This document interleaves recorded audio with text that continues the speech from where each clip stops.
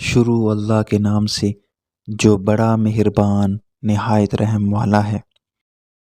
حضرت ابو ہریرہ رضی اللہ تعالیٰ عنہ سے روایت ہے کہ رسول اللہ صلی اللہ علیہ وسلم نے فرمایا، 7 قسم کے لوگ ایسے ہیں جن کو اللہ تعالیٰ قیامت کے دن سایہ مہیا فرمائے گا، جس دن اللہ تعالیٰ کے سائے کے علاوہ اور کوئی سایہ نہیں ہوگا۔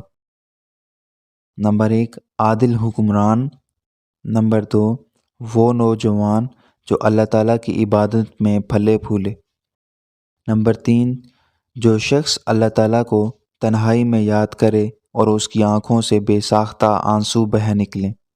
نمبر 4، وہ آدمی جس کا دل مسجد میں اٹکا رہتا ہے۔ نمبر 5، وہ 2 شخص جو ایک دوسرے سے اللہ تعالیٰ کی خاطر محبت کریں۔ نمبر 6، وہ شخص جسے کوئی خوب رو اور معزز عورت برائی کی دعوت دے اور وہ کہہ دے کہ میں اللہ تعالیٰ سے ڈرتا ہوں۔ نمبر 7، وہ شخص جو اس قدر چھپا کر صدقہ کرے کہ اس کے بائیں ہاتھ کو بھی پتہ نہ چلے کہ دائیں نے کیا کیا ہے۔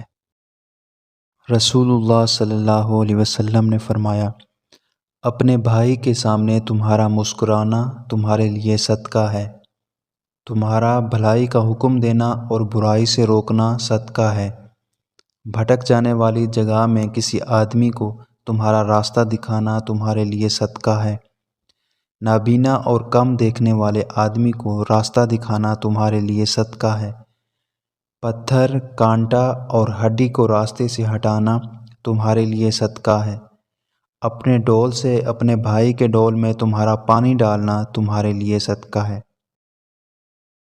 رسول اللہ صلی اللہ علیہ وسلم نے فرمایا، جس شخص نے دودھ کا عطیہ دیا یا چاندی قرض دی یا کسی کو راستہ بتایا، اسے غلام آزاد کرنے کے برابر ثواب ملے گا۔